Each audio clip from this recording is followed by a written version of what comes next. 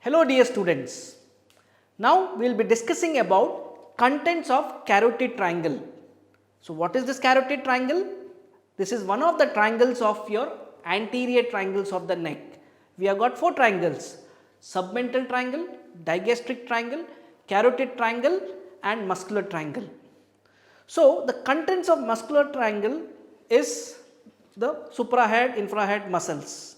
The contents of carotid triangle, this is the diagram which many of the students find it very difficult to understand. So I will be trying to make it very simple for you.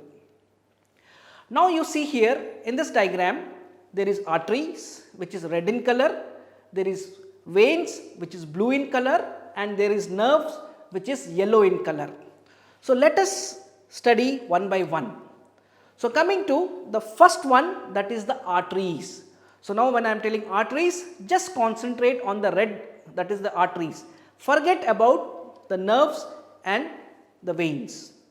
So now in the carotid triangle, if you see from the apex of the triangle downwards, what you are seeing it, the common carotid artery is going. So the common carotid artery goes up and then at the center of the triangle it divides into 2 parts. I am talking about the arteries.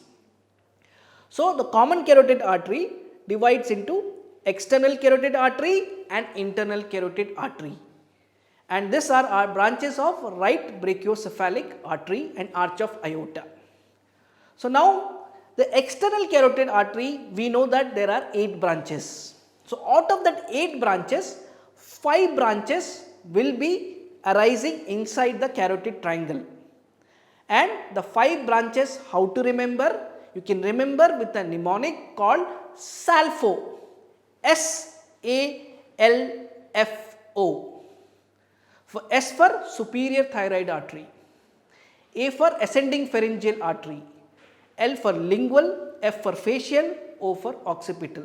So this 5 branches you can see in the diagram also, these are arising within the carotid triangle. And the other side is your internal carotid artery which goes straight upwards. So this is your arterial supply which is there inside the carotid triangle.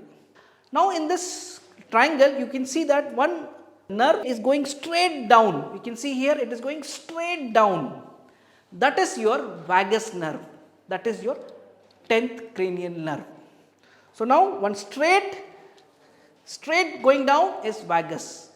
Now in front of the vagus, one nerve will go on the right side, another will go on the left side. So if you see that the nerve, that is your vagus nerve, goes straight down.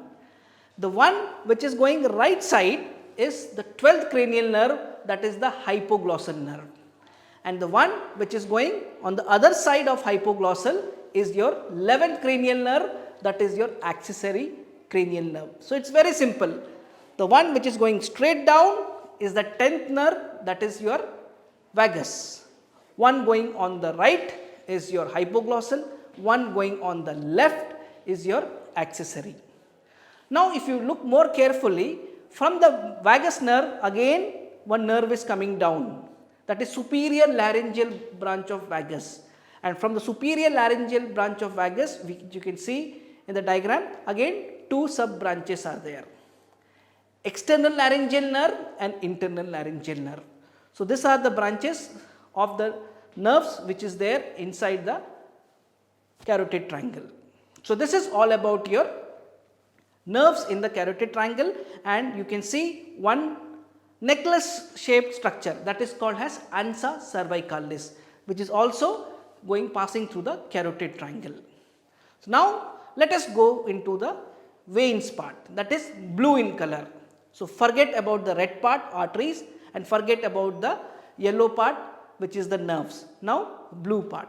So it is very simple, only one blue color structure is there, and that is your jugular vein.